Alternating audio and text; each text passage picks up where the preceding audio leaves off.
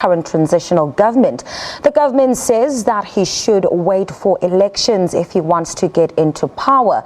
This comes just a day after the IGAD summit held in Addis Ababa decided that the two warring factions should continue their negotiations in Sudan under the auspices of President Omar Hassan Ahmed al-Bashir.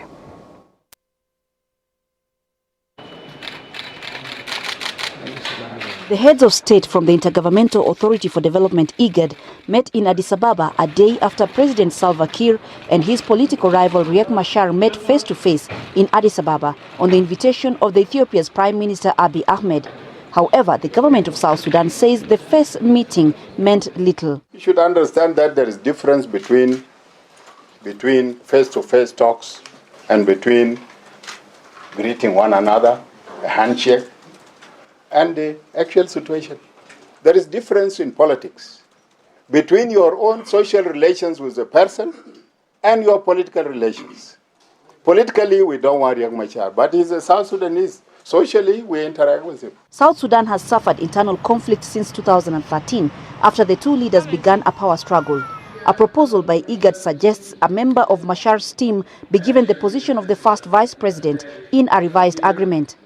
Juba, however, says it has no plans to abandon current Vice President Taban Deng, who served as the chief mediator for Riek Machar during the peace talks, but later broke away from him. And we cannot, at this phase, come and abandon Taban, who actually maintained the peace, and then we sacrifice him because of somebody who decided to rebel against his own position, somebody who rebelled because he wants to be the president, and he is now negotiating to go back to the very position which he abandoned. The IGAD summit has, however, directed that the warring factions meet again in Sudan under the auspices of President Omar al-Bashir and after in Kenya. After all, how many agreements have been concluded before?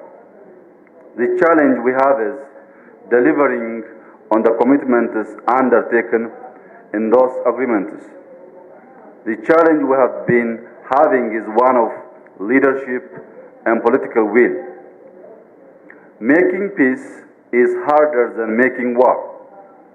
It is the courage to translate those commitments to peace, a reality that is lacking. For his part, opposition leader Riek Machar says he stands ready to work with President Salva Kiir. Machar's concern is more on the current IGAD model of mediation, which he says is not helping. He asks IGAD to emulate the 2005 Comprehensive Peace Agreement that allowed Sudan and South Sudan to attain peace. In that, he says, the warring parties were allowed to negotiate on their own and there was no imposition of any agreement, as is the case now. This declaration by the government faction here in Addis Ababa has reportedly raised tension back in South Sudan, as many fear that it will trigger fresh fighting between the military of the warring factions.